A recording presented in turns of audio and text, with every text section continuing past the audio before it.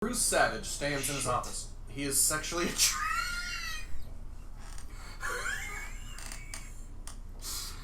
Somebody knocks on Bruce's door and he opens it. It's a scientist lady! She looks like a librarian with glasses, but she is actually a scientist. You can tell because she has a lab coat. Lady scientist, help me. Okay.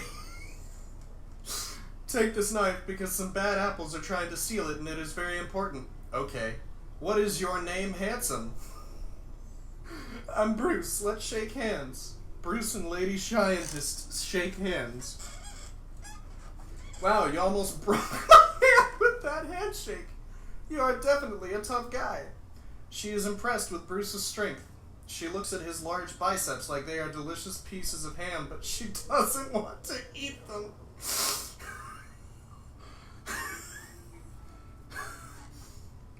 Lady Scientist, here is the knife. The Lady Scientist hands Bruce the knife. It looks mostly like a knife, but also like a time machine because it is both a knife and a time machine, but Bruce doesn't know that yet. Goons break through the window and shoot the scientist lady. She dies. Scientist lady, avenge me. Okay. Bruce kills the goons with his legs by doing lots of kicking at them. They are dead real quick. Looks like I got the leg up on you guys. The audience probably laughs here, so Bruce waits to deliver his next line for around 5 seconds so that everybody is calmed down. What is so special about this knife? Bruce stabs the knife into his chair. The chair disappears. The chair disappears. He looks at a picture on his wall, which is a big photograph from 1932 with lots of people from 1932 in it. Bruce's chair is in the picture. Interesting. My chair traveled back in time to 1932 when I stabbed it. When I stab things, they travel through time. That explains why this knife looks like a knife, but also like a time machine, because it is both. Bruce's real goofy friend from across the hall runs into the room. He trips on something on the floor. His name is Slobbo. He isn't as fat as the name sounds. Slobbo. Oh yeah! That is Slobo's catchphrase, and he says it in a real funny way. Scientist lady, Bruce, you saved my life. The scientist lady was only faking being dead. Scientist lady, are you married? Only to my job. Scientist lady, I find that attractive, but also respectable. She kisses Bruce's cheek. What about my cheek? Aw, man. That is Slobo's other catchphrase, which he says in a different but equally funny way. Bruce waits a few seconds for the audience to stop laughing before speaking. Wait, those lips were man lips, not woman lips. Bruce pulls off the scientist lady's wig. She is actually Bruce's boss, Paul Marine. Paul Marine is a douche. Oh my god. Bruce, my boss, but why? I wanted you to kill those guys because they wanted me dead. I knew you were real tough, so you could kill them easy, but I don't respect you as an employee, so I always make you do the shitty jobs even though you've been working at my company more than most other guys and are real smart. Also, I don't like you because my girlfriend finds you sexually attractive. Bruce, now I understand. Give me my time knife back. Paul Marine snaps his fingers and 73 goons surround Bruce. You can't kill 73 goons, so just give up.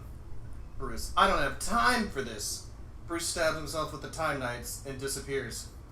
Slavo, he time traveled using the time knife. Bruce opens the door. Now he is twice as jacked. I stabbed myself and traveled to the past, then trained in all kinds of martial arts to become even stronger. I also strapped explosives into everybody's boots in the past so that when I press this detonator, you will all explode. Aww, yeah! I'm glad I have stocks in this company. Why? Because business is booming. Bruce presses the detonator. All 73 goons blow up like eggs in a microwave. Paul Marine doesn't explode. Luckily, I used my metal detector this morning and found the explosives, so I switched boots with somebody else. Slavo, whose boots are you wearing? No!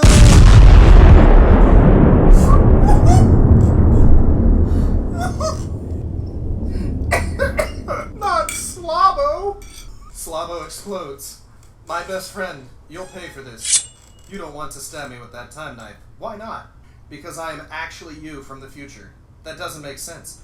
Yes, it does. Remember that the time knife is also a time machine. I am you from the future, but I stabbed myself with the time knife in order to come back here and do all of this.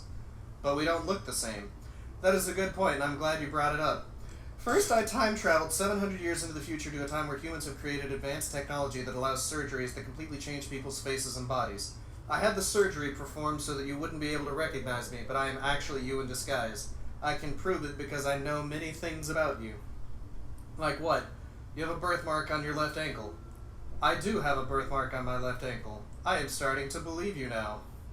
You should, because even though I have a new body, I kept that birthmark on my ankle so that when I met you, I could prove that I was actually you from the future. I will show you. Paul lifts up the left leg of his pants, but there is no birthmark. Instead, there is an ankle holster for a gun. Paul pulls out the gun and aims it at Bruce.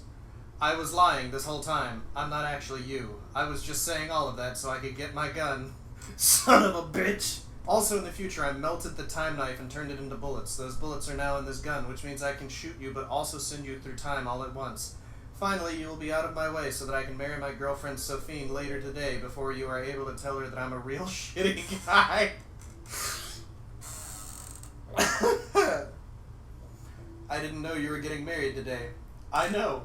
My girlfriend Sophie made an invitation for you because she admires you and thinks you're attractive, but I destroyed the invitation and then lied to her and said I gave it to you at work. But now I am here to give you a different invitation. To your funeral. Paul Marine shoots at Bruce. Slavo jumps in front of Bruce. Slavo? Slavo. No!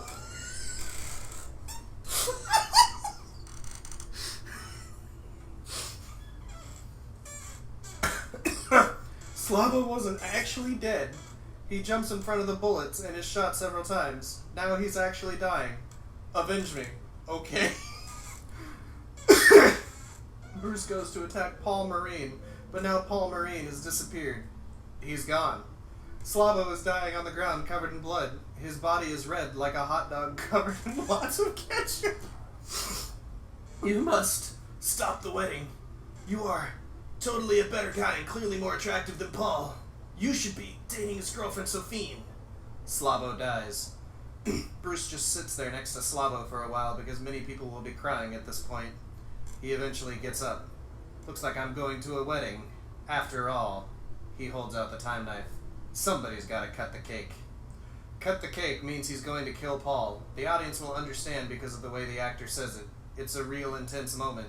Bruce puts on his shades. End of Act 1. Okay, let's... Bruce Livingstone, that was beautiful. That was the most beautiful thing I think I had read in this game yet.